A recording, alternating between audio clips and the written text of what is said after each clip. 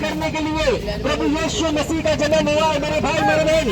क्योंकि इंसान का जीवन का कोई भरोसा नहीं है, कभी भी इंसान इस दुनिया को छोड़ के जा सकता है। जाने से पहले हमारा पैसा, गाड़ी, बंगला, प्रॉपर्टी जो भी हो सब कुछ छोड़ के जाना पड़ेगा। लेकिन इंसान का अंदर जो आत्मा है वो आत्मा नहीं मरेगा। इसलिए इस आत्मा को बचा लो मेरे भाई मेरे बहन।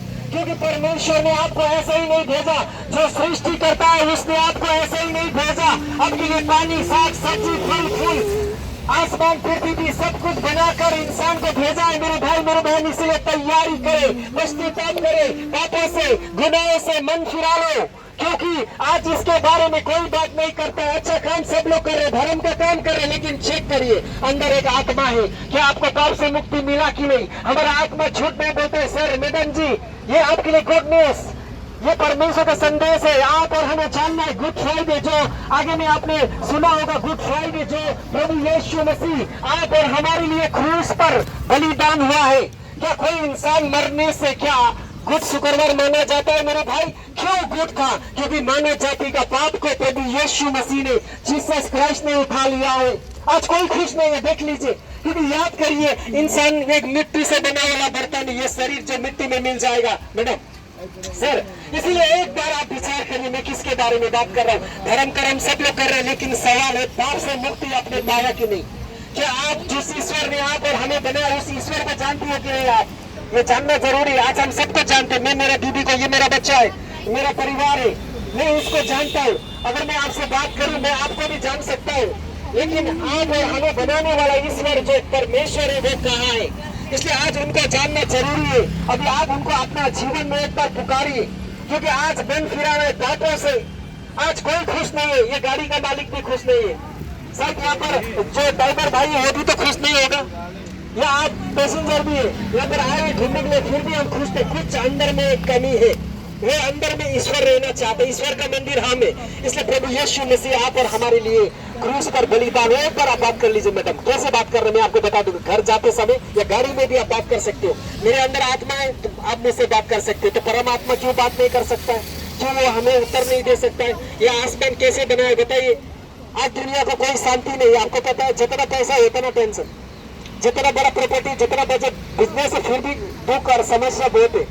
लेकिन याद करिए, हमारा जीवन का कोई भरोसा नहीं है।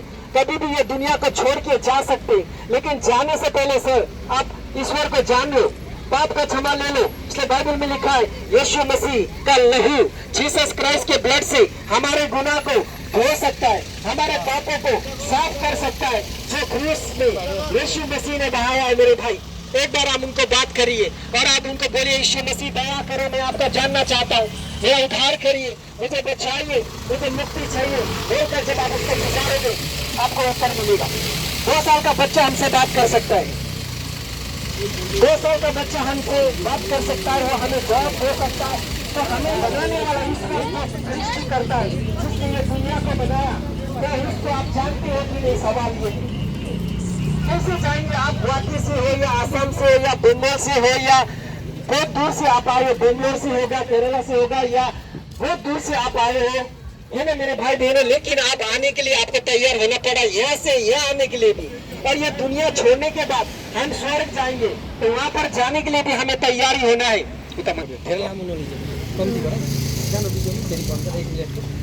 इसीलिए मेरे भाई बहनों, ये गुड न्यूज़ है आप और हमारे लिए। यीशु मसीह जीसस क्राइस्ट जो मरने के बाद जीवित हुआ है। सर मैडम अब एक बार बात कर लीजिए उनको।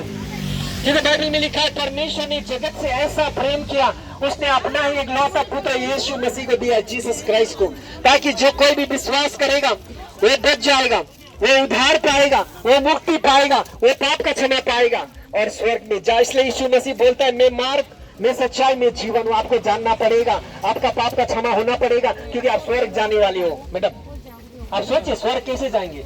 अभी यहाँ से जाने के लिए भी तो आपको कीमत देना पड़ता है, लेकिन हम स्वर्ग जाएंगे बोलते हैं, हमारा मर्जी से तो होगा नहीं। यहाँ पर आपका जो रूल है वो आपको करना पड़ेगा।